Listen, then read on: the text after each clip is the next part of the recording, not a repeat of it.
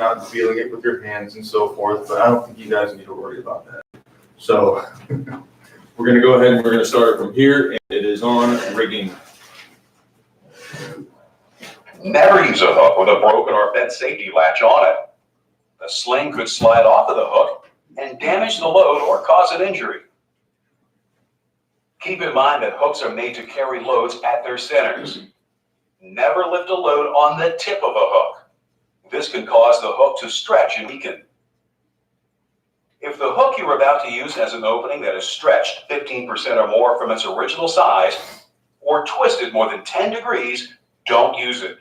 Take the time to get another hook. Once the crane and hook have been inspected, you can move on to picking out the proper sling for your job.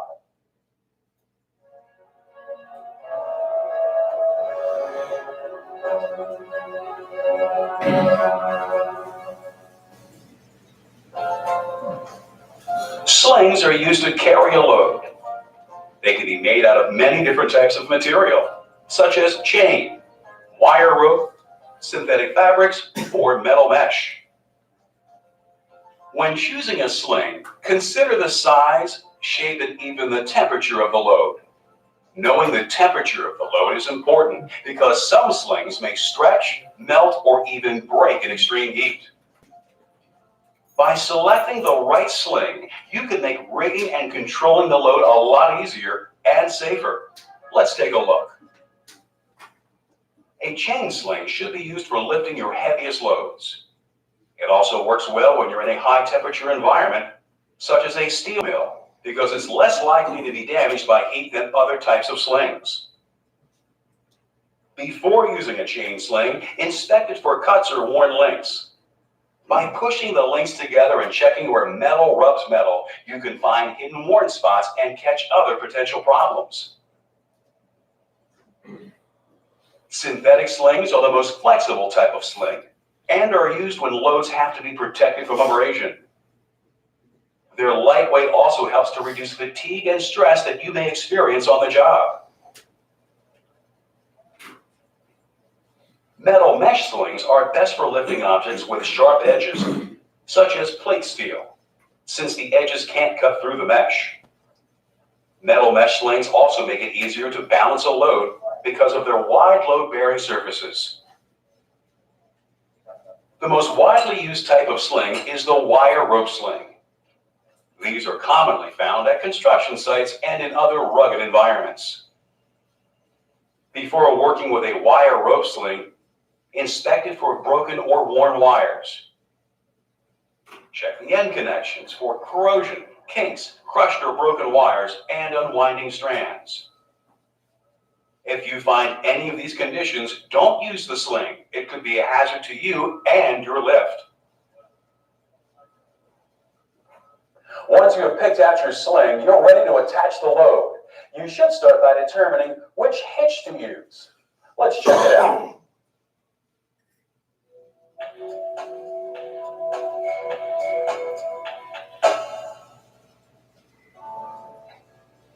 A hitch is the way a sling is attached to the load and the hook.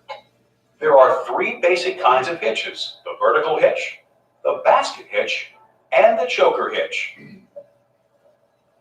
You can only use vertical hitches on loads equipped with lifting attachments, such as eye bolts or latches. To create a vertical hitch, just attach the hoist hook to the sling, then connect the sling to the lifting attachment. A choker hitch works particularly well with wide loads. Wrap the sling snugly around the load. Then run one end through the shackle on the other end and fasten it to the hook. Sometimes a regular choker hitch isn't tight enough. In these situations, you should use a double wrap choker hitch. Wrap the sling around the load twice. Then loop one end through the other and attach it to the hook.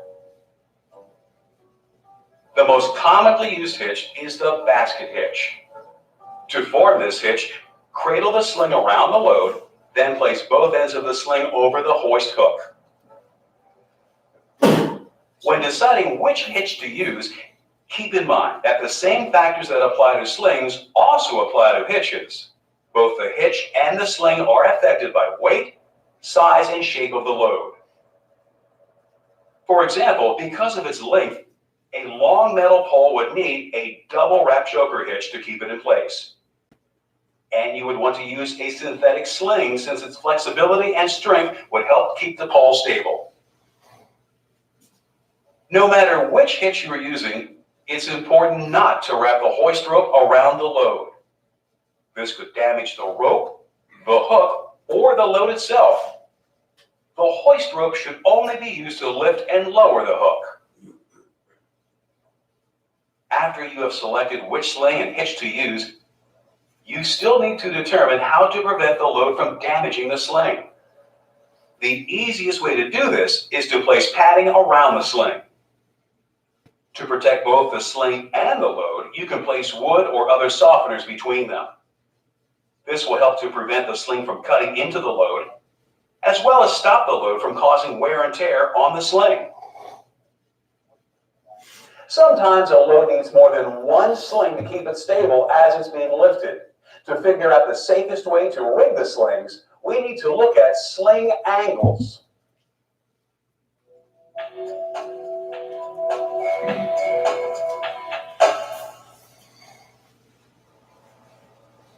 A sling angle is the angle between the sling and the load itself. By paying close attention to sling angles for each sling we've rigged, we can be sure that the load will be safe and secure while it's being lifted. The force exerted on each sling increases as its sling angle decreases. If this force exceeds the sling's weight capacity, the sling could break. A sling angle of 90 degrees is ideal because it puts the least stress on the sling. There are two ways to get a sling angle of 90 degrees. One is to use a lifting attachment, and the other is to use a single sling. Unfortunately, most loads don't have lifting attachments, and many loads require two slings. To find the right sling angle for two or more slings, ask your supervisor for a sling angle chart. A sling angle chart lists various sling angle factors. If you are using two slings to lift a load, multiply the sling angle factor by half of the weight of the load. That way you can determine what the weight capacity of each sling needs to be. For example, the sling angle factor for two slings attached to a load at angles of 60 degrees is 1.195. So for a 1,000-pound load, you would multiply 500 pounds, half the load's weight, by 1.155. This tells us that each sling would need to be rated for at least 578 pounds. If the sling angles were 45 degrees, the chart would tell us that each sling would need to have a weight capacity of at least 707 pounds.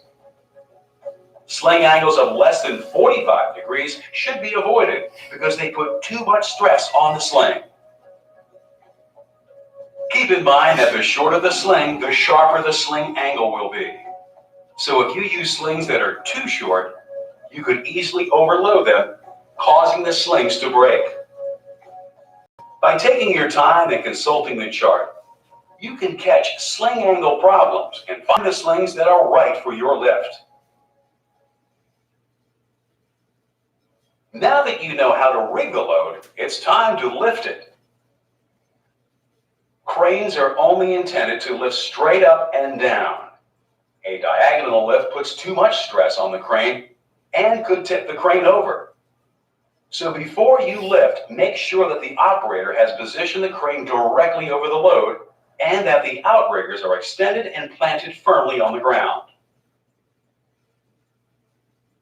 While lifting, you also need to be careful of accidental drops.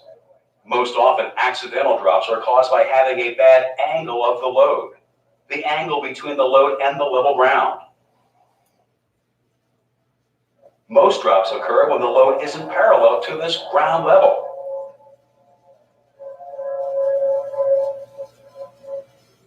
Never let the angle of the load exceed 10 degrees. More than that, and the load could slip and fall, and material could be damaged or people injured. While accidental drops are dangerous, the most common hazard that a rigger faces is electrocution. And the most frequent cause of electrocution is contact with overhead power lines or electrical equipment. Make sure that you know the height of any power lines near your job site, as well as the location of all electrical equipment before you start work. This way you can direct the crane away from danger. You should also keep an eye on the weather. You don't want to stand next to a crane or hold onto a tag line in a storm. If you do, you could easily become a target for lightning. Now that we've rigged a load safely and know what hazards to look out for during a lift, we're ready to move on.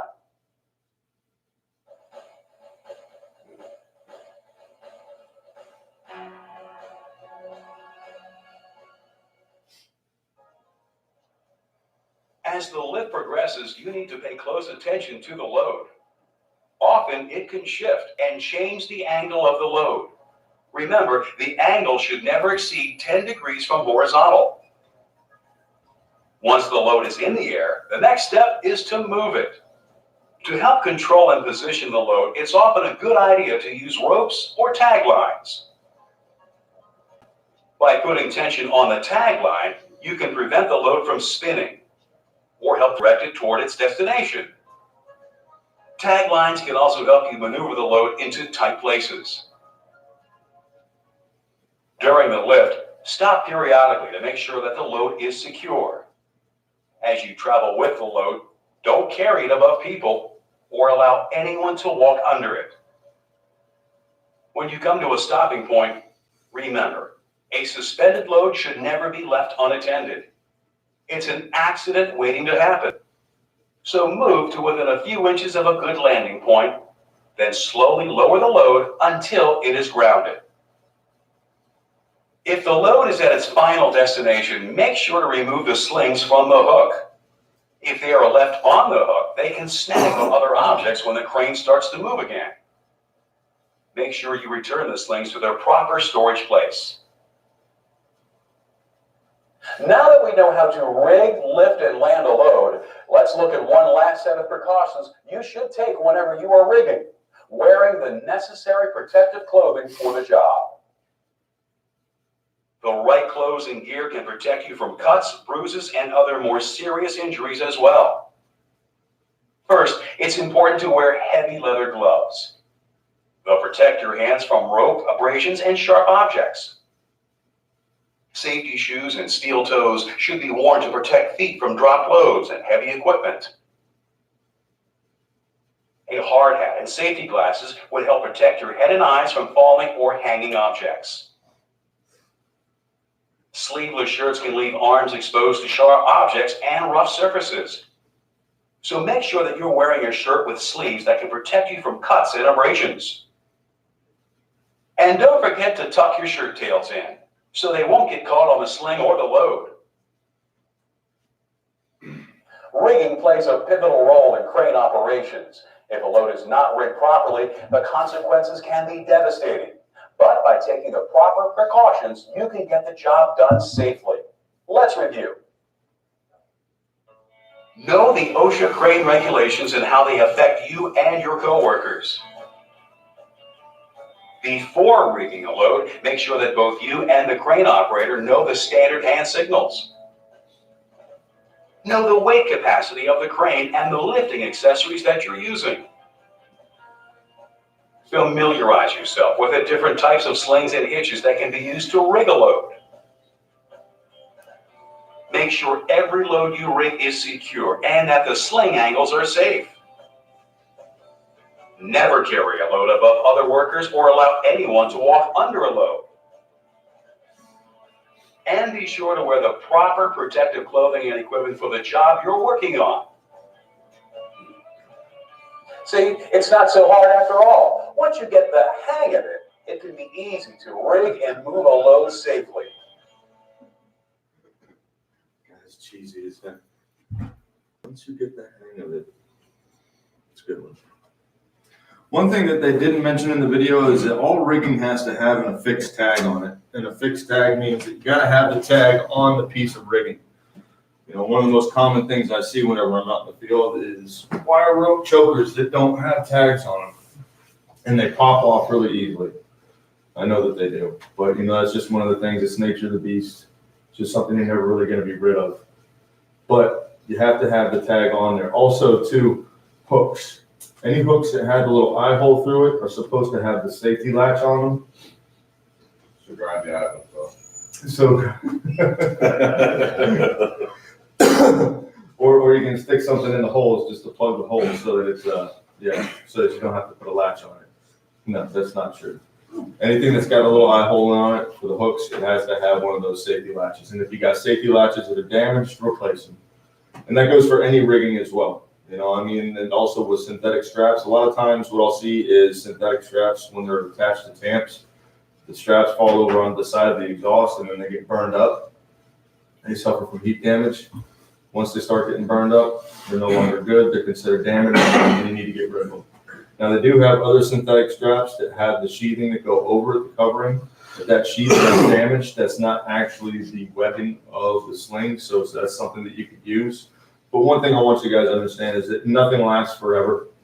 And if you've got damaged rigging, just go ahead and get rid of it and replace it, because you're better off doing that than having a failure or having an accident later on as a result of not replacing faulty or defective or damaged equipment, damaged rigging.